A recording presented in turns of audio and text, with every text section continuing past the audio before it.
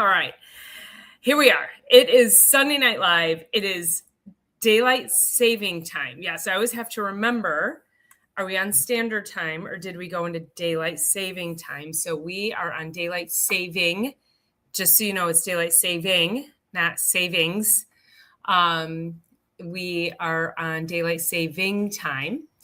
And just so you know also, so this is my first live stream on the time change, because we just changed last night. We jumped forward here in Michigan. We're going to talk about who does this and who doesn't. And because it's the first live stream in this daylight saving time, you can see that the lighting. Now, you guys, I do not have bags under my eyes. I don't. I promise you. You've seen me in live streams. You know I don't have bags under my eyes. But the sunlight is so freaking bright that it makes me look like I have bags under my eyes, and I don't have any of my other lights. And, oh, maybe I do. Oh, let's see. Let's see if this will do anything. Because I haven't had to use any lights or anything like that. I mean, I would use a light, but not like, let's see if throwing something over here. But I don't remember having to use anything to offset. Yeah, that's worse, isn't it? Okay. All right. So I don't have bags. I'm just going to tell you that, okay? I just don't. You know me. You've seen me. If you're new here, trust me. Go look at some other videos. I don't have bags. It's daylight saving time. I told Ken, who's in the background producing this show, I said, I just have to go with it, because I sat here and I tried to move around the table to try to find a spot that didn't cast shadows. In fact, he didn't know I was trying to find a spot because I could see the bags, and he popped in and he said, you might want to move around. You've got big bags under your eyes. I'm like, I know. Trying to figure it the fuck out. Okay. So, it is daylight saving time. Welcome in, everybody. Listen, hey, Lily, nice to see you in here. I will just say welcome in, welcome in. Thanks for being here. It's going to be a fun show tonight, because we're going to go through some things about daylight saving time, some myths. Where did it start? Why is it here? Can we get rid of it? I don't know. I was asking Ken, I was trying to figure out, I wanted to do a poll. So I guess I'll just ask this question is, I can't, I've got two screens going here. What is media assets? Video clips, loops, background sounds. Okay. I was trying to ask, I wanted to ask a poll. So if anyone knows how to do a poll in StreamYard, type it in the comments. Because I'd like to, like I say, I'd like to do a poll and ask you all, when you jump in here, do you like daylight saving time? Do you not? Would you get rid of it? Would you keep it? I've seen arguments for both. Lily said, he didn't say that to you. If I'd been in arm's reach, he would have paid the price for that comment, LOL. Well, okay, I guess look at it like this. Let's just say Ken's a good friend, because he would be the guy that told me I have spinach in my teeth. Okay, if he feels comfortable enough to say that I have bags under my eyes, he probably would tell me I have spinach in my teeth. So, and Lily would have punched him still. So there you go. And then I'd have the big bags under my eyes, but they'd all be black. Okay, they'd be legit. Exactly. Oh my goodness. Okay. So listen, you guys, we are coming in from my channel, Dr. Paula Ruffin. It's all about the biology. And I'm coming in from my Facebook pages. So wherever you are watching from, can you please give this a like, leave a comment, and share this so that we can get more of this information out. This is going to be a fun show today, because I'm going to go into the office tomorrow, and everybody's going to be complaining about the time change. It's, you're damned if you do, damned if you don't. We can't ever have, when we fall back in the winter, everybody's going to complain and the days are shorter. Well, now the days are longer, but are they longer? We just shifted the light. That's all we did. So the days aren't really longer. We just shifted when the light comes to us. So as far as time goes. So I think it's just these kind of like myths and misconceptions around daylight saving time. But also we definitely have to discuss how it affects your health and why you end up feeling groggy and extra tired.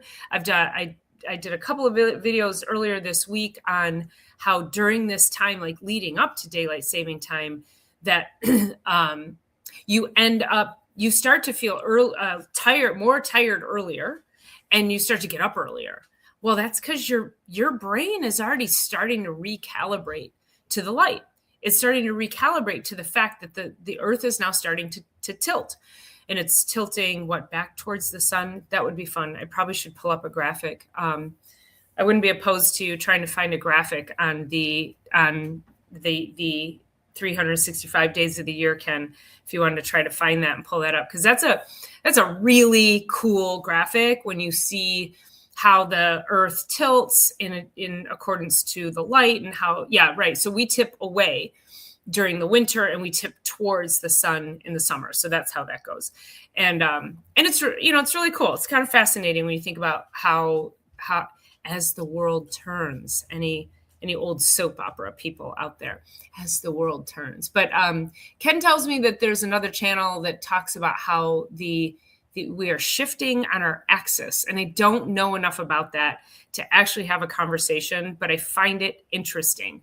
And it is something that I will be looking into. I do find that quite interesting. So today I'm going to talk to you about why in this time change, it can feel like jet lag, because even just a 1 hour time change, I know you all have traveled across a 1 hour time zone. Traveled, well, for me, east is, or going west to Chicago would be 1 hour back. Anybody coming this way, an hour would be an hour. And that can create a little bit of jet lag. It's just the shift in the light. So think about your body and your body's, there it is. How cool is that? Okay. So let's see, where is the sun? Do you have the sun on there? Let's see. No, this is just one I pulled up from Google Images. So there's one that it's got the earth and it has the sun, and then it shows the 365 days. So like that. That's cool. Yeah, let's show that. So so now what's happening is we're tipping towards the sun, and so we have the angle of the light is different, and then the intensity of the light is different. And then of course during winter we tip away. And so we don't tip away. It's the earth doesn't tip, just so you know. So then what'll happen is that it'll stay on that same axis, and then it goes around the sun. But then when it gets to the other side of the sun, you can see how it's tipped to the right. It stays in that tipped position and it goes around the other side of the sun. And so now it's tipped away, and that's winter. So I think there's also this like misconception that the earth actually tips back and forth, and it doesn't. And my languaging may have also given you that wrong impression, but it doesn't. So when I say tipping towards the sun, I'm actually meaning that we have now orbited in a way so that we are tipped towards the sun, and then in winter we will orbit so that we're tipped away from the sun. So I hope that makes sense. I think that's pretty freaking cool, though. I love stuff like that. So that 1 hour can make a big difference. And the problem is that leading up to last night, when we had to move the clocks forward, all these experts all week long, they're talking about go to bed an hour early. They're trying to tell you how to prepare for daylight saving time. Go to bed an hour early, get up an hour earlier. And you guys, your brain is not on a clock. Like, your brain responds to light, not the clock.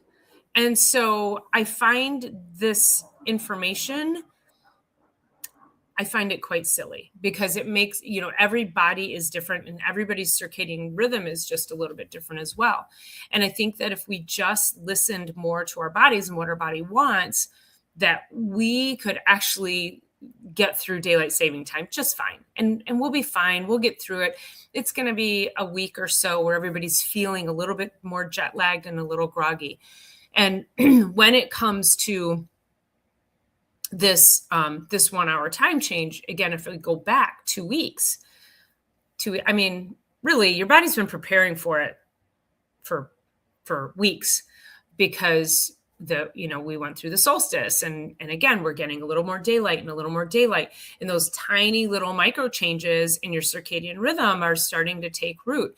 And so where it really became apparent for me personally was, like I said, in the last probably 2 to 3 weeks, where I was exhausted by like 7:30, crawling into bed, probably asleep by 8:30, and then waking up wide awake at like 6:30. Normally I'm up around 7. So I found myself, my body was naturally shifting itself to this earlier cycle. And the problem that that most people have is that we ignore that. We got to fight it out. We tell ourselves, oh my God, it's 8:00. I can't go to bed this early, but you should, and you can, and you should, because your body is talking to you. And when we override these signals, when we're overriding our brain, we're overriding our nervous system, we're trying to override Mother Nature and our circadian rhythm. And that's when we get into this chronic state of like, it stresses your body out. And then what happens? And I think for anybody who has kids, you've experienced this, when your kids get overtired and then they get into it's almost like an adrenaline burst. Like they're tired, they need to sleep. And then they go into complete meltdown phase. And then they don't get to sleep for another 2 hours because they've had this crazy drive of adrenaline and they get, that's like overtired. We do the same thing to ourselves as adults. I used to tell my daughter when she would, I don't know, I'm going to guess maybe she was 4 or 5. And, I needed her to go to bed. She needed to go to bed. I knew she was tired.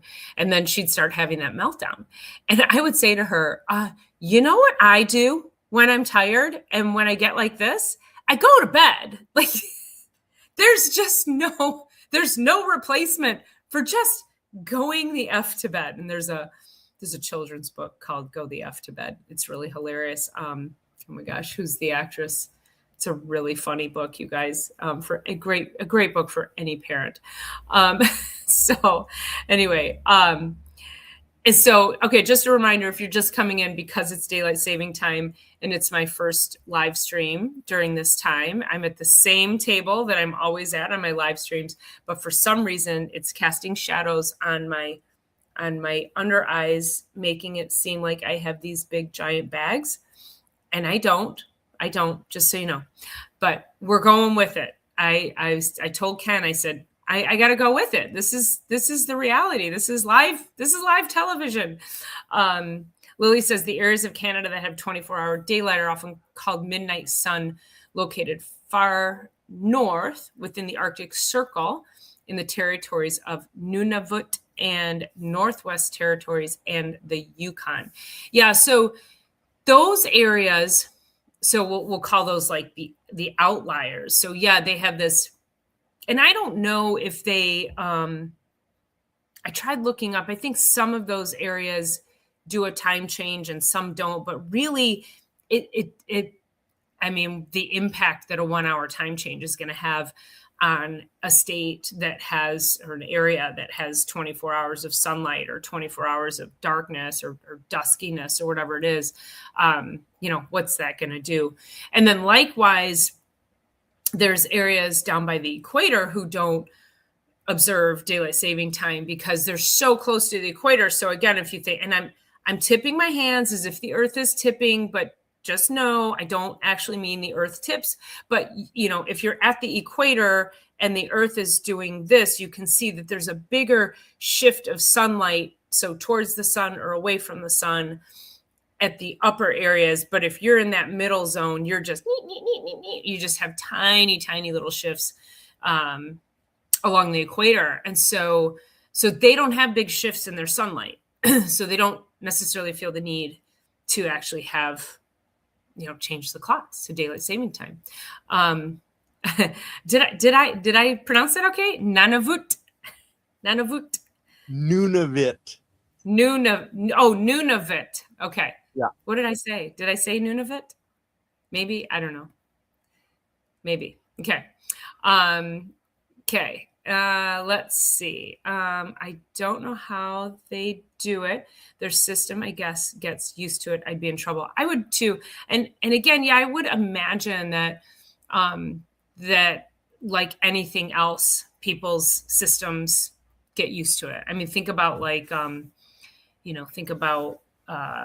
shift workers, people who have to, who work a midnight shift, and then they're up all night, and then they have to try to sleep during the day, and their bodies get used to it. But honestly, I've had a lot of patients over the years who are shift workers, and many of them have some kind of chronic health issue.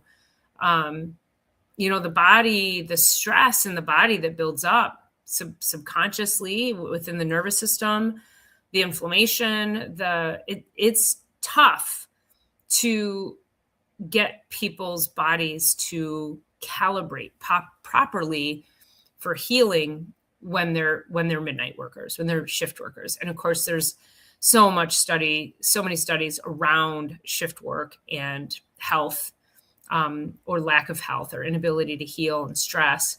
And so that it's tough. There are people that I've helped, but they're tough. They're tougher. It takes longer. It takes more work. But yeah, shift work that's a tough one. But I thought what I would do, besides the fact that we have all of these physical things, our hormones, our nervous system, our mood, our just general regulation of our gut, our diet. These things they're responding to the light. I think I was asleep last night by 9, and I was ready to conk out around 8:30, but I went to sleep at 9, and I was wide awake today at 8. But that was the time change, 8. So normally that would have been 7. So I allow myself to just sleep on the weekend when I don't have to get up in the morning. I had to be up at 5 last Saturday. I did Safety Saturday for one of my corporate clients that I've been doing for 15 years. So I went and led them in their stretch and flex and kicked off their Safety Saturday. So that was always fun. But my body does not like to get up early. I'm just telling you that. So, okay. So let's go through. So first of all, let me ask the question again. Do you like daylight saving time, or would you do away with it? So let me know what your thoughts are on that. Lily's asking, how do you think the time change affects our nervous system? And Lily, we are going to get to that. So I'm going to do some, I'm actually going to, where's my Q&A notes? Okay, we're going to go through the history of daylight saving time, because I also find this very interesting. Okay, so did you know? There's a lot of did you knows here for you. Hey, Ghetto Hippie, nice to see you. Daylight saving time is a corporate scam. We're going to see that right now too. Did you know the first idea related to daylight saving came from Ben Franklin in 1784? Franklin wrote a humorous essay suggesting people could save money on candles if they woke up earlier and used sunlight. It was meant as satire, but the idea stuck. And then, did you know modern daylight saving time started during World War I? So Germany introduced it in 1916 to conserve coal and fuel for the war effort, and then the United States adopted it in 1918.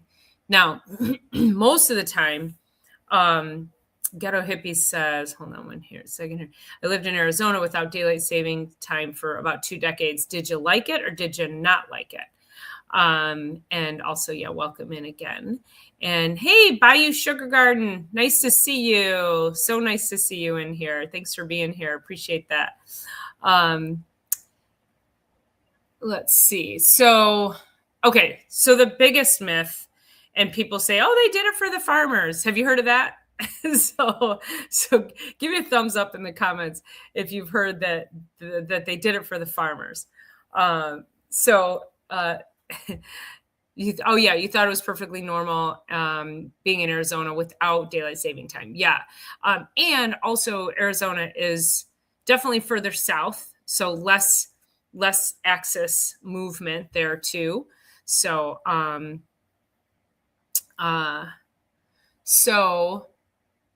the whole farmer thing, I had the history of how it came about. Oh my God, where'd that go? Okay, I might just have to scroll down a little bit further. But I mean, think about this too, you know. So they tried to get us to buy into the fact they did it for the farmers, but the cows aren't on a clock. Farmers aren't on a clock. Farmers get up when the sun comes up, and they work through as much daylight as they possibly can. So if that daylight is from 6 a.m. to 6 p.m., that's when they're working. If it's from 7 a.m. to 7 p.m., that's when they're working. They might get up a little bit earlier. But my whole point is that the cows don't just suddenly shift when they need to eat or be milked, or, your crops don't suddenly go, oh yeah, you can harvest us, an hour later now. This whole nonsense of it was the farmers. In fact, the farmers were actually the loudest critics of daylight saving time. And they actually were the ones to get it repealed after, I think, World War II. Might be one. I think it was two. It's somewhere further in my notes, but World War I. No, there it was. Okay, so the United States repealed it because the farmers were trying to get it repealed. So they ended it in 1919. So farmers fought it. They hated it, and then they were actually so loud that they were actually able to get it repealed. So then, though, it came back during World War II. And from 1942 to 1945, the U.S. used year-round daylight saving called wartime. And so this was about energy conservation during wartime. So shifting the light. So again, it's not about the time as much as it's about the light. Shifting the light, the timing of the light. So keep that in mind. And Ghetto Hippie says, we work with nature. We have to work with nature, right? And Ghetto Hippie also says, as a former farmer, it's a scam. Yeah. Like what? No. My ex-boyfriend was a farmer. Like, he didn't need the time change to know when to go out and feed cows. So then they had year-round daylight saving time. So some people have argued that we should actually move to daylight saving time year-round. Again, you're just shifting. So the day is going to be shorter. We still have the same amount of light. It would just be what the light would be a little bit later. So instead of getting dark at 5 after we go back, now it would probably get dark at 6. I mean, pick your battles, right? And Jay says, hey, Jay's over here from, she's hopping over from Facebook. Thanks for being here, Jay. She says, who does it benefit? Yeah. Who does it benefit? Yeah, well, and you all know that, that we can't win at this point. We get rid of it.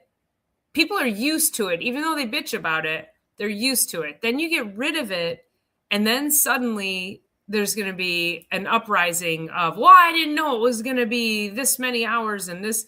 So, like, if we stayed at this timeline in the middle of summer, so let's say like this at the summer solstice, it wouldn't get dark till what, 11? Because I think like what's our longest day in the summer goes to like almost 10. So it wouldn't get dark until like 11. So it'd be lighter, a lot later if we stayed on this. No, is that right? No, I'm getting that wrong. Anyway, I gotta go back. There's a whole nother chart too, so that tells you about that. I might have a chance to pull that up here while we're on it, but let me go ahead and finish my did you knows. Okay, so okay, so they wanted to do, or they did, from 1942 to 45. During World War II, they had year time, called it wartime, and they had it year round. Did you know that the time change wasn't standardized until 1966? It's a great year. It's the year I was born. Before the Uniform Time Act, towns could choose their own dates for changing the clock. Some cities were literally on different times than nearby towns. It was chaos for transportation and broadcasting. Could you imagine? Can you imagine, like, you know, there's towns 2 miles that way and 3 miles that way and a mile that way and a mile that way. Can you imagine? That would be like an absolute nightmare. Did you know the U.S. tried year-round daylight saving time again in the 70s? During the 1973 energy crisis, the country experimented with permanent daylight saving time, but it became unpopular quickly because winter mornings were extremely dark and kids were going to school before the sunrise. You mean like they are now? You mean like they do now? I mean, these kids have to be at the bus stop at like 6:30 in the morning. It's pitch dark. I don't know. Did you know most of Arizona and all of Hawaii don't observe daylight saving? So we knew that. They keep the same time year round, and many countries near the equator also skip it because of daylight hours. So as I was mentioning earlier, is they don't have the drastic, because they're at the equator, it's very little tipping. But Alaska, let's see. Alaska experiences extreme seasonal daylight. Some parts have 24 hours of daylight in summer and very short winter days. So even though Alaska does use daylight saving time, the natural variation in sunlight already dwarfs the clock change, right? So yeah, not much benefit there.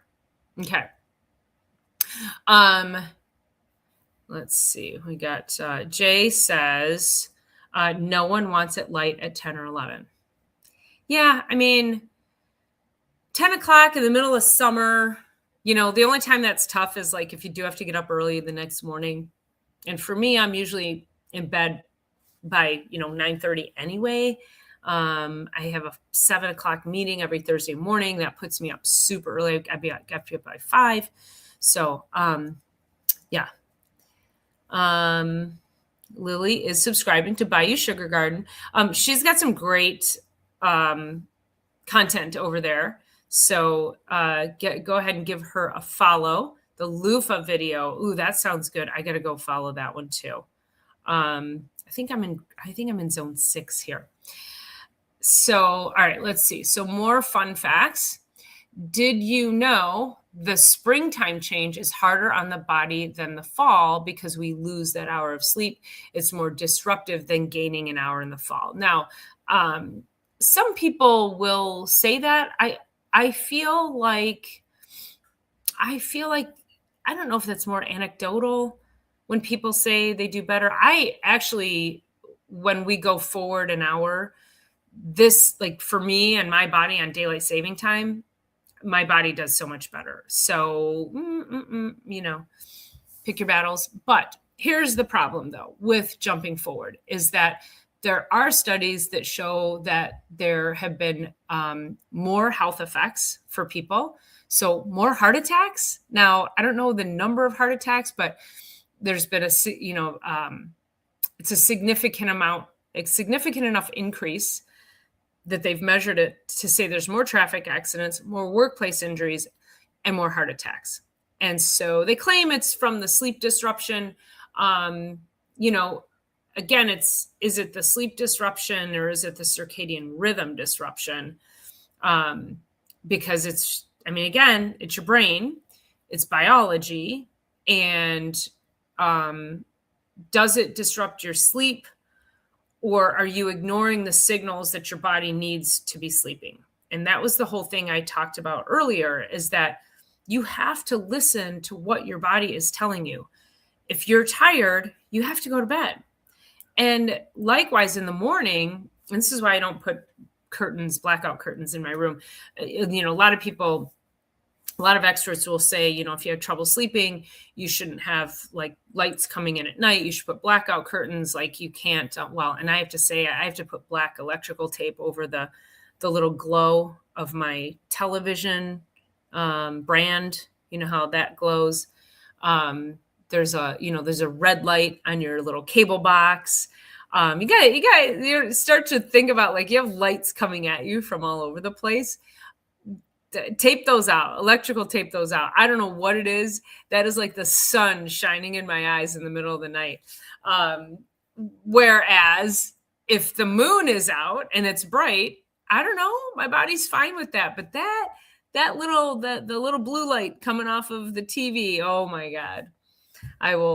If I'm in a hotel room and there's like the alarm clock light, if there's alarm clocks in hotels anymore, lights on TVs, I throw towels over the TVs. Like I can't deal with those lights. So I block those. And I'm thinking there's got to be something neurological about how those affect me, but the moonlight won't. So again, it's like, it's natural rhythms of nature, and your brain, our brains are very much connected to the natural light. It's not, our brains don't live on a clock. And so we have to stop thinking that they do or that they should. So in the morning, if the sun starts to come up, and I don't really care what time it is, but if it comes up and I start to come out of my sleep and I'm like, oh God, I feel good. And then suddenly I look at the clock and it's 6. I'm like, I might as well get up. I feel good. I got 8-9 hours of sleep. I feel great. And I get up and I start my day. So I don't try to force myself to stay up later if my body's giving me the signal it needs to go to bed. And then likewise, I try to get up when my body tells me it needs to get up. Now, I'm fortunate that I don't have to get up to an alarm clock, except at that on Thursdays at 5 a.m., which is so painful. It's so brutally painful. But thank goodness I only have to do that once a week. So, all right. So yeah, so we have traffic accidents, workplace injuries, and heart attacks. So did you know, here's some things that I didn't know. Did you know your circadian rhythm actually runs slightly longer than 24 hours? Without light cues, the average human circadian cycle is about 24.2 hours. So morning light resets that every day, which is why one of the things we need to be doing is stepping out and getting that morning light. We'll talk about that in a little bit. Did you know that light entering the eyes is the most powerful signal your brain receives for setting the clock? Special cells in the retina send signals directly to the brain's master clock, the suprachiasmatic nucleus, and that helps set your circadian rhythm. Every organ in your body has its own clock. Every organ, your liver, your gut, your muscles, your heart, even your fat cells run on circadian signals. So if you're fighting your circadian rhythm, and a lot of shift workers find it difficult to lose weight because that is a fight or flight response. It's the stress of being up all night. It's the stress of not tapping into your circadian rhythm. And when the body is feeling unsafe from the stress, then you'll have a hard time losing weight. Your body doesn't care about weight loss. It cares about saving your life. It's storing energy for you having to run, for you having to climb a tree, for you having to run and save your life. So that's a biggie, is regulating your nervous system. For people who have difficulty losing weight or haven't been able to lose weight, stress plays a massive role in how your body holds on to weight and fat. So bright light and screens at night delays your melatonin production. I'll talk about that in a minute as well. And so scrolling late night is one of the worst things we can do because it keeps your cortisol levels high. So melatonin and cortisol go like this. Cortisol wakes you up in the morning. Melatonin puts you to sleep at night, but they both can't be there at the same time. They do this. So as the lights start to dim in the evening, melatonin comes up. That's what helps make you sleepy, and other hormones. I'm simplifying it, obviously. So melatonin will come up and cortisol will come down. And then but if you ignore that, then you get a little stress response and cortisol goes, and you could get a spike of cortisol, much like the 2 a.m. Who's in the wake up club at 2 a.m.? That is a cortisol spike. That is your adrenals don't know what the heck to do. You have stressed them out during the day. And so then come nighttime, they think it's time to fire and have a party at 2 a.m. And it takes about 2 hours for cortisol to leave your body. So you're tossing it. So it's about 2 to 3 a.m. You're tossing and turning. And then your best sleep comes between, 5 and 6. And then you got to get up. So if you're in the 2 a.m. club, take note that that's a stress response and it's an adrenal response. So that's where oftentimes meditation before bed can be really beneficial.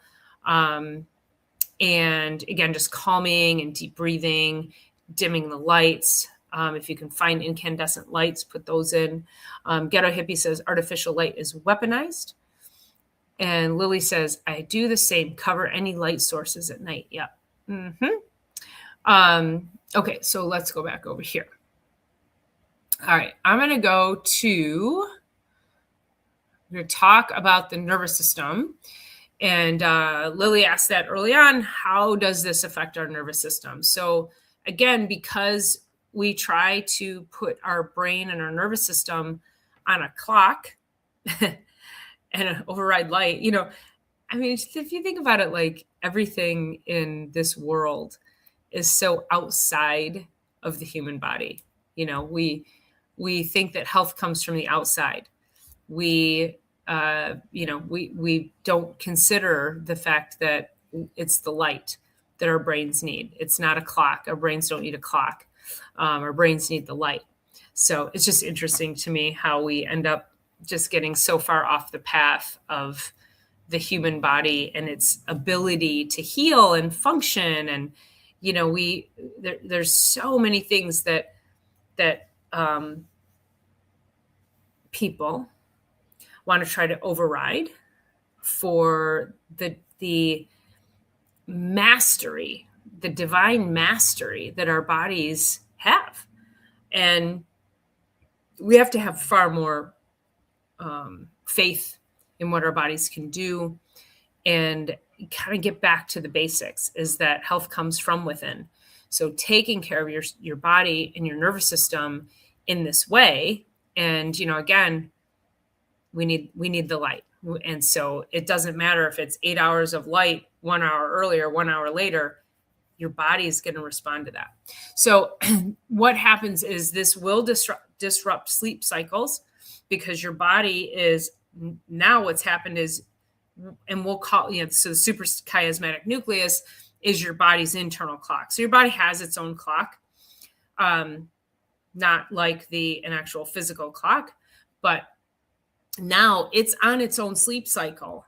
Your body clock is on its own cycle. It's on its own pattern. And when you try to match it up with a physical clock, a man-made clock, not the one existing inside your body, then that can cause sleep disruptions. It can cause your melatonin to start to not come up where we need to. So you start to get sleepy.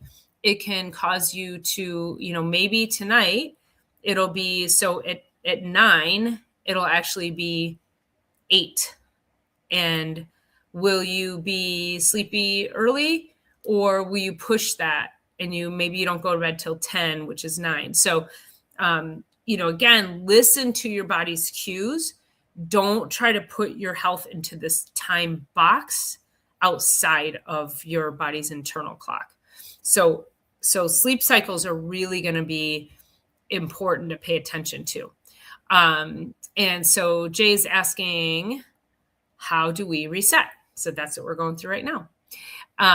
So also just a couple of things about the nervous system and what it does is so your nervous system must sleep. So you do have to respect these sleep cycles. And if it doesn't sleep, it doesn't clear the brain out. And if it doesn't sleep, it doesn't heal. And a disrupted night's sleep can cause an inflammatory cascade in your body. So again, it can create stress when you don't get the proper modes of sleep. So getting your proper rest and making sure that you are managing those sleep cycles properly. So no caffeine past noon. I usually say now some people will say, oh gosh, I can have a cup of coffee after dinner every night and fall right to sleep. My dad was one of those people. These are who we call good methylators. They can clear stuff like that very quickly from their bodies. Interestingly enough, I can't do that.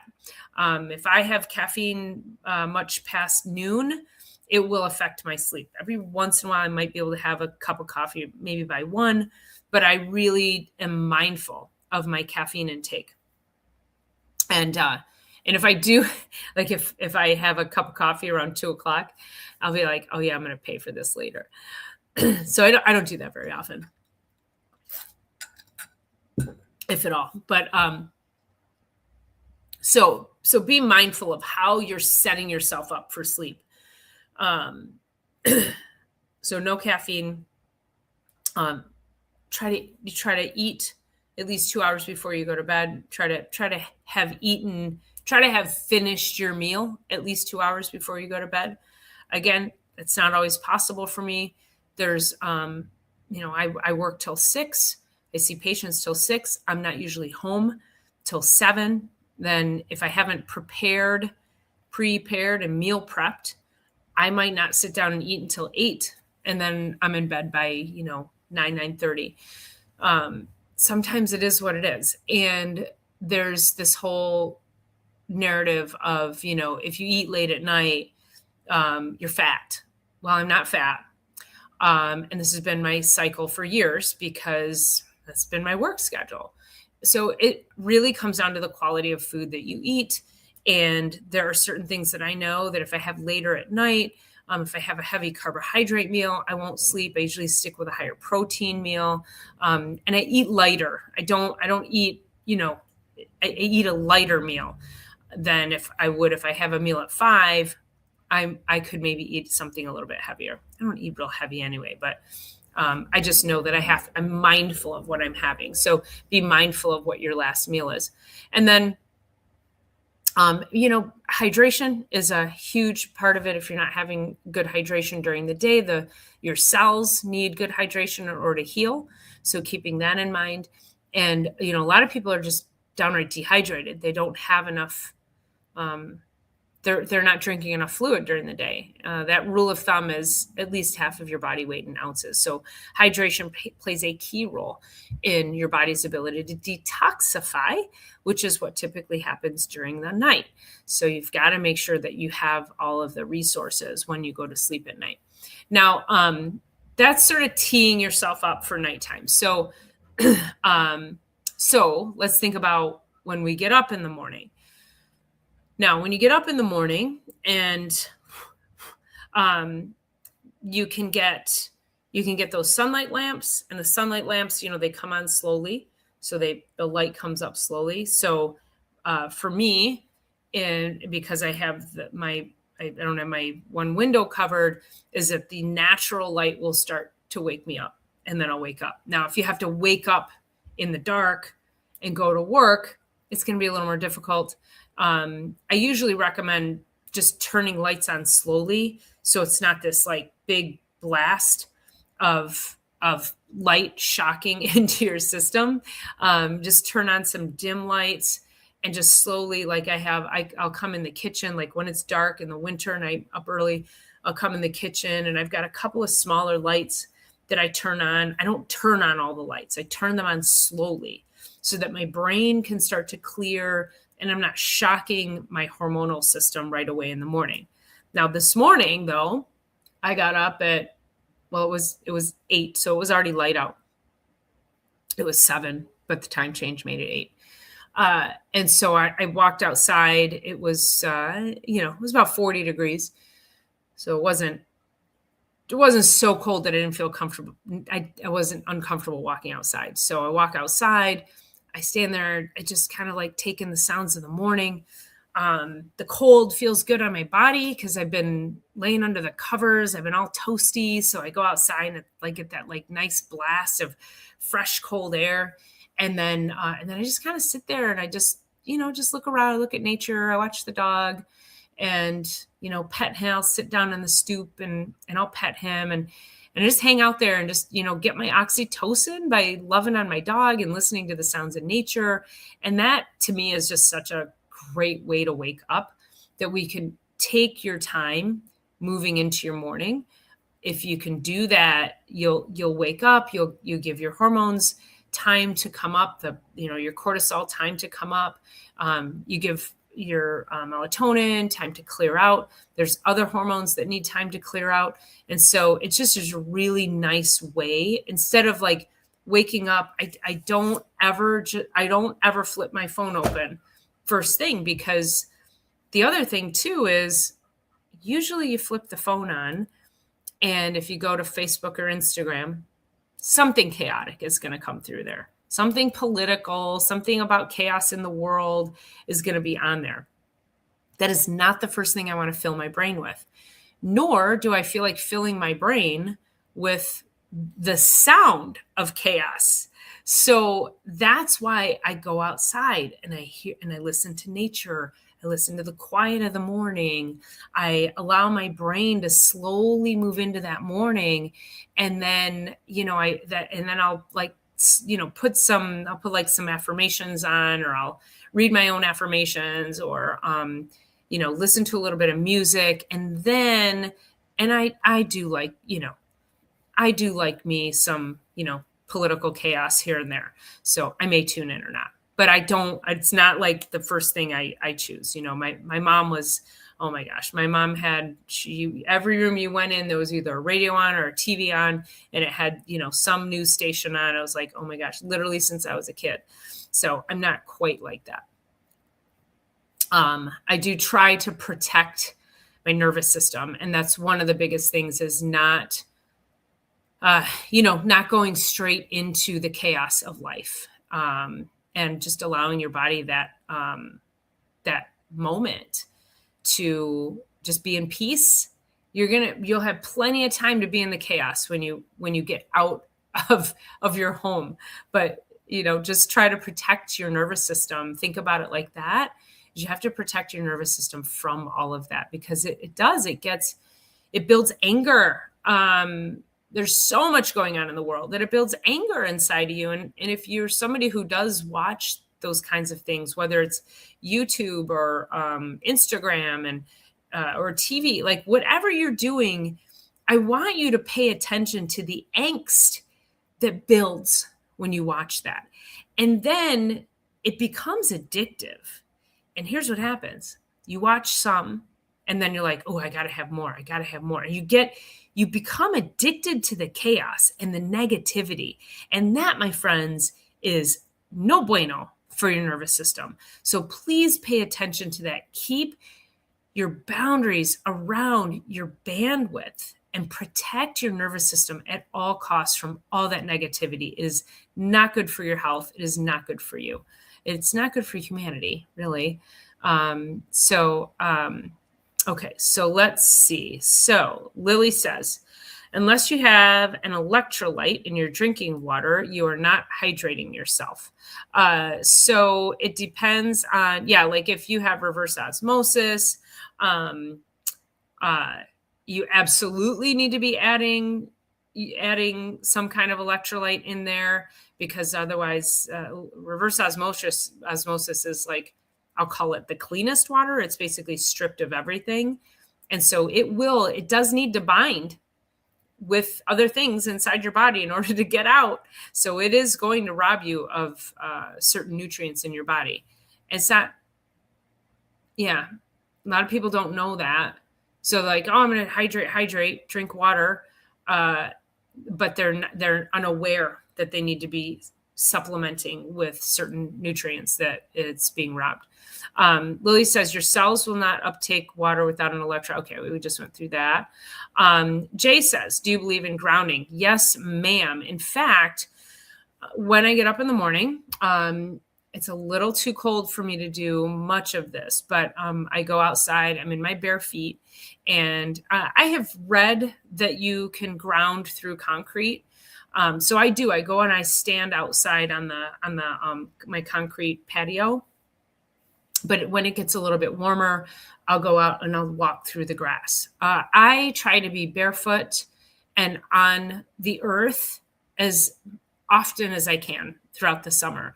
There is shoes are we have too many people who have foot problems, and it's because we have no mobility. We don't have the mobility in our feet and ankles, and then we live in shoes all the time.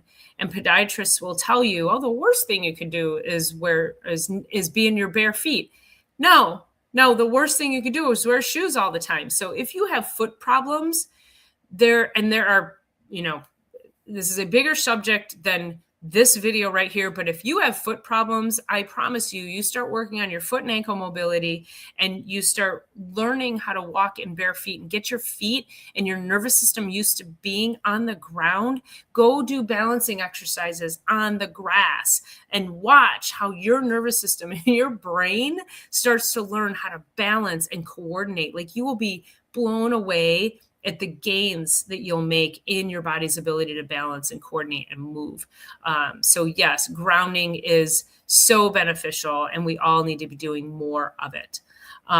Again, just reminding everybody to hit that thumbs up button for me. If you are on my channel, Dr. Paula Ruffin, jump on over to It's All About the Biology and give them a subscribe as well, and vice versa. If you're coming in from It's All About the Biology, please be kind and head on over to Dr. Paula Ruffin and give me a subscribe over there.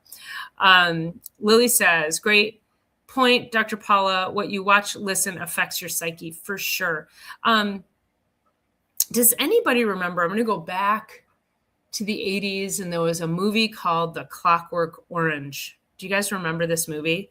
I don't remember specifics of it because it was so ridiculously violent. I did not know what I was watching, but it's a cult classic. I mean, if you remember A Clockwork Orange, drop it in here. But I remember at the end, and when one of this guy's punishments, or the punishment, I think the movie ended like this, is that they put him in a chair, and they strapped him in the chair, they pinned his eyes open, and they forced him to watch all of these crazy, violent things and I don't know if it was of him doing on other people, or if it was just violent acts similar to what he'd done. And it basically drove him crazy because he couldn't watch the very thing that he was able to do. So we do have to protect our brains.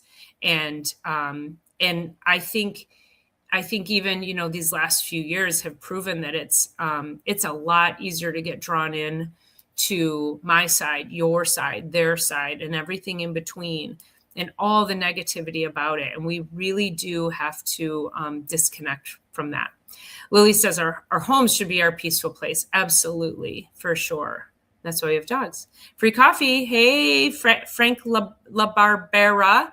Thank you for that. Appreciate you being here. Thank you so much. Frank says, I have RO water. Get a pinch of sea salt or some minerals in that, my friend. Copa Volvo, thanks for being here, says weak mind. I don't know exactly what you're referring to, but I'll comment in the sense that if you are of weak mind, weak constitution, if you're easily swayed. So I don't know that weak mind would, how do we define weak-minded as much as people who are easily swayed? And those are the people who can be influenced very easily. And I remember when we had this big psychological experiment called the pandemic.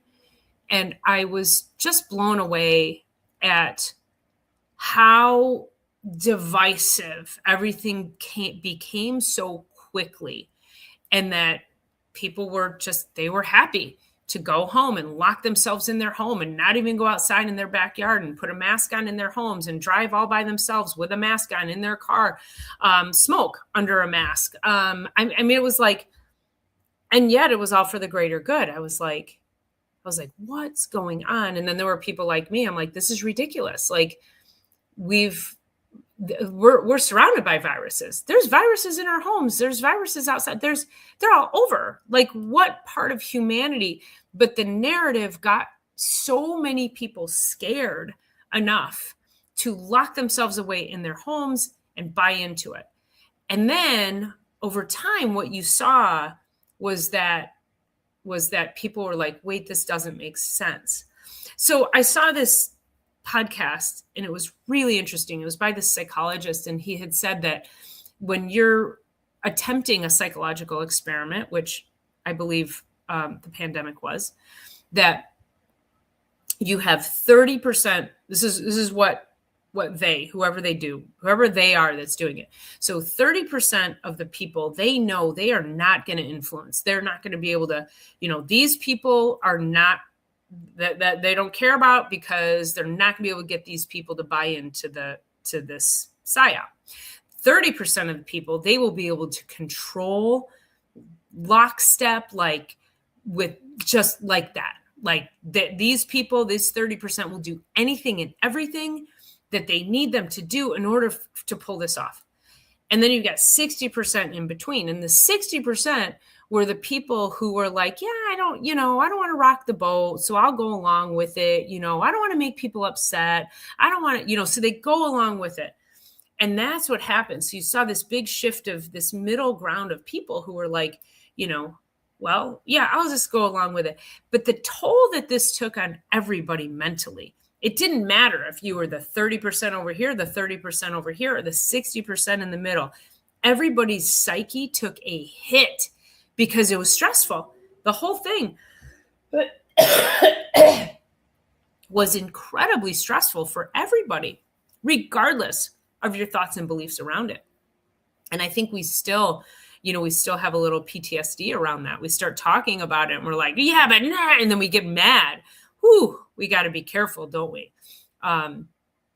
Lily says, Jay, young grounding is so good for your health.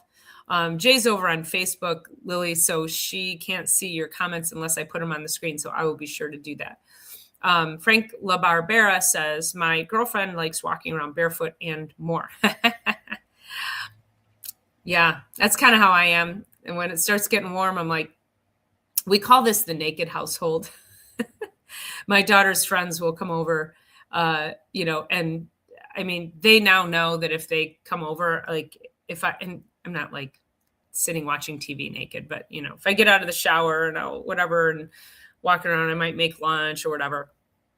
But yeah, if her friends come over, I'm like, it's my house, so if you don't like what you see, like, you don't have to be here. So, and they're just so used to it now. And my daughter's the same way. We just sort of walk around freely, good body.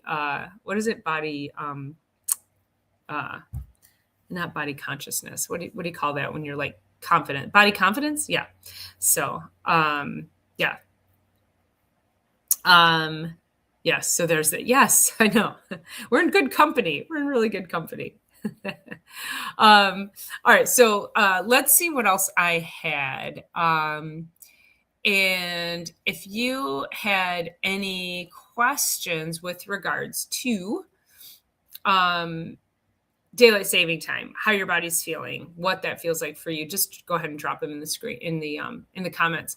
But the biggest lesson is tonight, listen to your body. Listen to what your body has to say. If it starts getting sleepy earlier, listen to it. Don't fight it. Yes. Thank you, Jay. Body image. That was the simple word I was looking for and could not find it. So thank you. Yeah. So listen to what your body says. Give it the rest it needs. don't try to override it. I think when we try to override biology, this is what gets us in trouble. And I think we do this in more ways than one. We just, and I think just going around the thinking about the whole sleep issue is that's probably the biggest thing that we override is sleep and rest. And I did a video earlier this week on naps. I did about a 3-minute video on the time change, and I posted that. And then somebody asked a question, are naps good or bad? And so I did another 3-minute video on are naps good or bad? And I'll answer that question for you right here. And I'll drop that video here if I can find that real quick. You know what? I don't think I put it live on YouTube yet. Let me see where that's at. Yeah, I don't, yeah, it's a short. Yeah, I need to, I have to process that and put it up there. I don't have my show notes in there yet, so I'll do that. But anyway, so naps I'm not a napper, but when my body feels like it needs a nap, it usually means I'm coming down with something. So I will nap. There's studies done on napping. And this one particular study said that a 26-minute nap, and why 26 minutes, I don't know, but a 26-minute nap can dramatically help with mood, with cognition, with energy, and with overall sleep at night. And so listening to your body, if you can nap, if you can take a quick nap. I mean, I know so many people that take power naps and they feel amazing. The other thing, another study said was don't nap after like 3:00. And I thought, geez, it's kind of interesting because people come home from work and they're like, I got to take a quick nap before dinner. And they'll do like a quick nap and then they have dinner and then they hang out with their family and then they go to bed. So the overarching message was do what feels right for your body. Now, if you get into like a 2-hour nap, which is typically where I go, because I know like if I feel like I have a nap coming on, like I'm like, I got to go and I got to go down, and I'll sleep for, hour and a half, maybe 2 hours. And then I'm able to go to bed at night because it usually means that I have a virus or something. So yeah, when that happens, I'm like, oh, I need lots and lots of rest here. But yeah, if you can keep your naps short, and if you're not, let me rephrase this, you can't out nap a poor sleep hygiene. So if you're napping all the time because you don't sleep well at night, we have to fix that nighttime process. And if we fix the nighttime process, then you may not want or need the naps during the day, or they just become a bonus. But if you have poor sleep hygiene, that must be fixed. We've done so many videos on sleep on this channel. So just make sure you subscribe, and you can go scroll through and you can find all kinds of shows on sleep that I've done. So I've done quite a few on Sunday Night Live. I think most of my sleep videos have been on Sunday Night Live. Lily says, I think I was more affected by daylight saving time change when I was working. Now that I'm retired, I adjust more easily. I think that too. That's what I was saying earlier, is that people who have to get up, like people who have to get up early, use the clock, use an alarm clock to get up. Now we've changed the time and we've shifted the light. I do think those people are far more affected. I still work. I'm not retired, but I also have the privilege of not having to wake up with an alarm clock on my other days. I'm just naturally awake by like 7. Actually, now that I think about it, I probably have to set an alarm for tomorrow because my body's going to want to sleep till 8. I need to be up by 7:30. So, I might have to use an alarm for a couple of weeks till I get used to it. Jay says, I read a study that said people who nap live 7 years longer. Yeah. And it's like, it's an interesting study. I don't know. I don't know how true that is, but people who exercise live longer. Do the people who nap, are they exercising? Again, without knowing the content of that study. But yeah, it's just interesting. And like I say, listen, napping can be incredibly beneficial. So I'm I'm not saying that. I'm just saying if you're using it as a way to override poor sleep habits, then you got to think twice about what you're doing. Lily says, I enjoy my naps. Jay, she's shouting out to Jay, yay, bonus 7 years. That's great. Okay, so what I got to notice, I have to notice this. You guys remember when I first came on and the way the light and the sunlight was coming in, it was giving me my big bags under my eyes and I couldn't adjust my lighting. So now you can see my bags are gone. I don't know what happened. The sun went down in the sky a little bit and you can see I don't have bags. So I promised you when we came live that I was like, I don't have bags.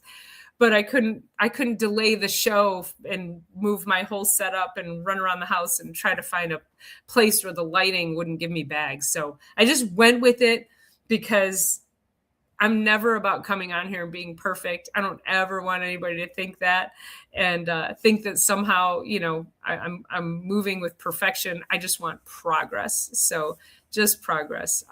Thank you. Oh, Ken and I hit that comment at the same time. Thank you so much, Lily. Lily says, Dr. Paula, you're gorgeous. I appreciate you so much. Thank you so much. And I don't know if you guys can hear, I am still battling this cold. It's been probably 6 weeks. I don't know. I'm doing all the things that I tell you guys how to do. Heat, sauna, yoga, all my supplements, proper sleep and rest, hydration. I'm doing it all. I think I need summer. I think this is just the time of year. And I've noticed this that each and every year, I don't necessarily get sick like this, but I get tired and I get fatigued just a little bit more every year around this time of year, usually around February, which is why I keep saying I'm going to break up with February. I'm going to go live somewhere on the equator in January, February, and March. And I'm going to get the hell out of here. I need sunshine. I need to walk around naked in my backyard and feel the sunlight and the heat on me and put my bare feet into the ground. So there we go. How does that, what is it? Is it Frank La Barbera? Yeah. So there you go. Yes. Oh, look there's Ed Kirk, my old neighbor. Hi, Ed. So nice to see you on here. Live in Chattanooga. Is that a good place? Should I move there? I will only move there if you can be my neighbor again. Ed Kirk wins the award for best neighbor on planet Earth, just so you guys know. Jay is agreeing with Lily. You are lovely. Thank you all. You are so kind. I appreciate everybody who comes on here each and every week for me. I'm here for you, but if you didn't show up, I'd be here by myself. But I appreciate your engagement and I love your questions. And I love that, we can come on here and have a fun conversation. Lily says, Dr. Paula, I've had a sinus issue for weeks, never had it before. I'm only just recovering it. I need summer as well. And what's also interesting is we've had very white skies here. And when I say white skies, it's also some things in the sky. So, and that is also that my patients have noticed too, lots of sinus infections, lots of congestion. And is that, yes, we all need summer, but also if there's poisons being put in the sky, it comes down onto us. And, does it matter how much we detox? Does it matter? It does matter. We still need to move forward with doing all the things for our health so that we can, fight whatever's coming at us. But definitely good sunshine and getting outside would definitely help. Okay, so Ed, I can come to Chattanooga and I can be your neighbor. What's the temperature in Chattanooga right now? Yes, Lily's shouting out, hey, Ed Kirk, hey, great neighbor. Yes. We have I'll give you guys a quick story about our neighborhood. We have a very special neighborhood. This neighborhood is very old and well established and was built in the 50s and 60s. And Ed's parents, I've lived here for 25 years. So it's 67 degrees. That's freezing, Ed. It's freezing. I need to go like to Costa Rica. I need to go. I need to sit on the equator. That's what I need to do. So no, you can't go. I can't go. Okay. So Ed's parents were, I think they were original owners. If not, they were pretty close to it. And then they raised their family here in the neighborhood. And then Ed and his wife bought the house from the parents. And then he raised his kids in that house. We have so many generational homes in this community. Like, it's crazy. And it's funny because also, and so Ed and his wife moved down south. Okay, 81 yesterday. That's more worthy, Ed. Thank you. And so they left after I don't know how many years. Ed, you lived here. You could probably drop that in the comments too. Yes, we do. They're brick homes. They're all, they're the one behind me is sided, but so Ed.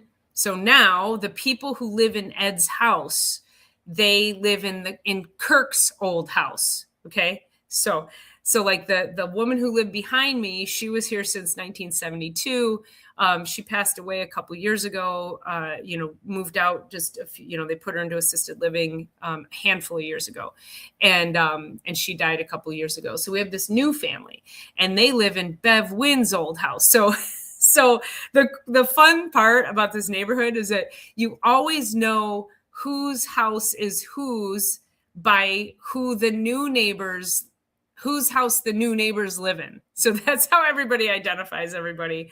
And it's so great. And we've got a park and we have parades, and it's just such a family connected community that it's hard to find. It's really hard to find. And community is, not having to do with anything with daylight saving time, but it's so good for the brain, that whole social aspect. It's so healthy. In fact, most communities, these centenarian communities around the globe, one of their biggest, the things that they will say that contribute mostly to their longevity is the fact that they have a strong social connection.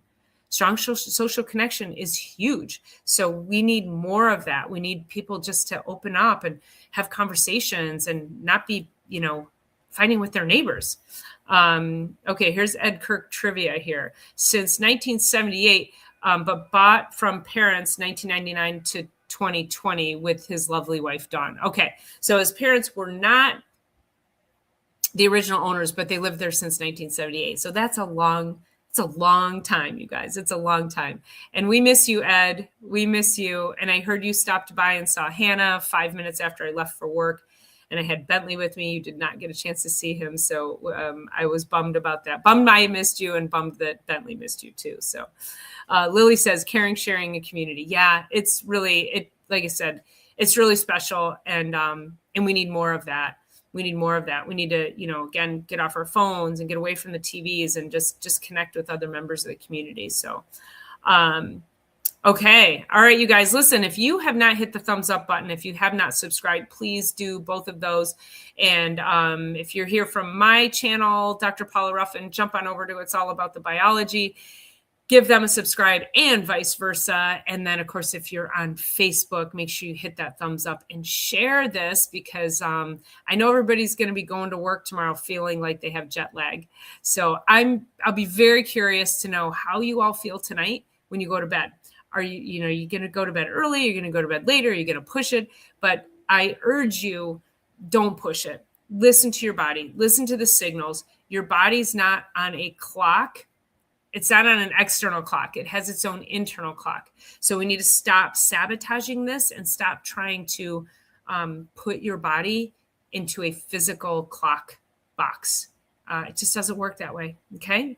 Your health, your brain, your bandwidth, everything, you'll feel so much better if you can just listen to your body and honor what it needs. So Lily, thank you so much. Lily says, thank you, Dr. Paula. As always, an interesting podcast. So for anybody new here, I'm here every Sunday, right here live at 6:00 Eastern time. So I would love to see you all in here. And again, thanks again for your engagement.